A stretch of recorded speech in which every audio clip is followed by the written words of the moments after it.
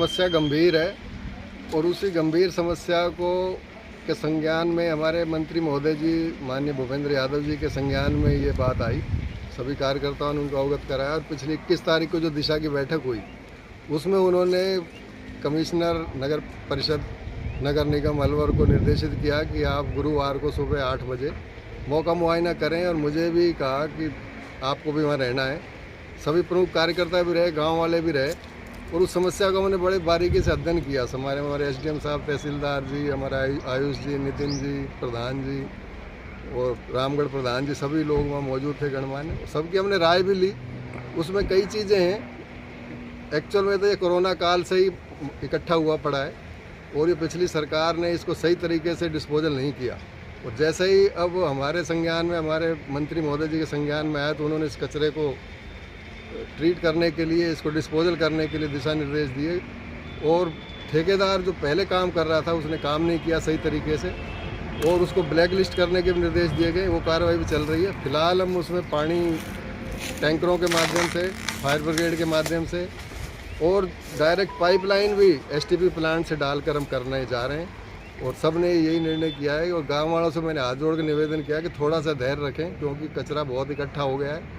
उसको डिस्पोजल करने के लिए भी मशीनरी चाहिए, उस मशीनरी की व्यवस्था कलेक्टर साहब से भी बात हुई है, वो भी इसमें सहयोग कर रही हैं। हमारे माननीय मंत्री महोदय जी का आशीर्वाद है, उनके सहयोग से ये जल्दी ये समस्या का हल होगा जिससे कि गांव वालों को इस बड़ी समस्या से निजात मिल पाए। लिए नगर निगम और प्रशासन की टीम इसको बुझाने में लगी हुई है। मोटे तौर पर जो ऊपर की आग की लपटें उन पर काबू पा लिया गया है। नगर निगम अलवर की 4 अग्निशमन और 3 जेसीबीयाँ निरंतर दिन रात यहाँ लगी हुई हैं। आज यहाँ माननीय विधायक महोदय, रामगढ़ एसडीएम सर रामगढ़, तहसीलदार रामगढ़, प्रधान जी रामगढ़ ने यहाँ का दौरा किया और स्थिति का जायजा लिया।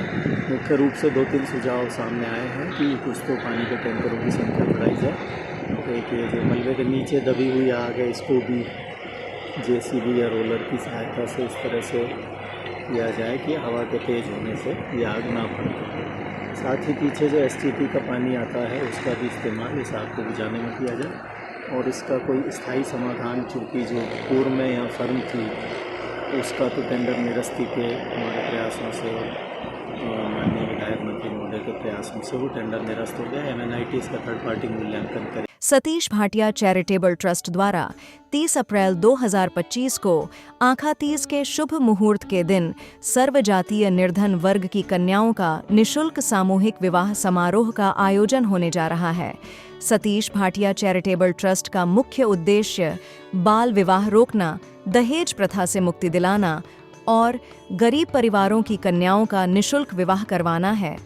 सामूहिक विवाह के लिए आधार कार्ड की कॉपी, शिक्षा का प्रमाण पत्र, फोटो, माता पिता के आधार कार्ड की कॉपी संलग्न करना आवश्यक है। इसी के साथ लड़के और लड़की के परिजनों की सहमति से ही जोड़े तय किए जाएंगे। आपको यह भी बता दें कि सामूहिक विवाह के तहत प्रत्येक जोड़े को गृहस्थ जीवन में काम आने वाले जरूरी सामान बतौर उपहार प्रदान किए जाते हैं।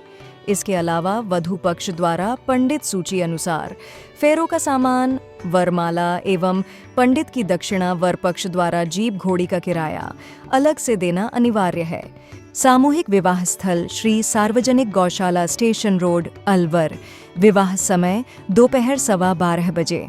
निशुल्क सामूहिक विवाह समारोह के लिए पंजीकरण दोपहर 2 बजे से शाम 5 बजे तक एरोड्रम रोड, दाऊदपुर फाटक के सामने स्थित नटराज होटल में कराया जा सकता है।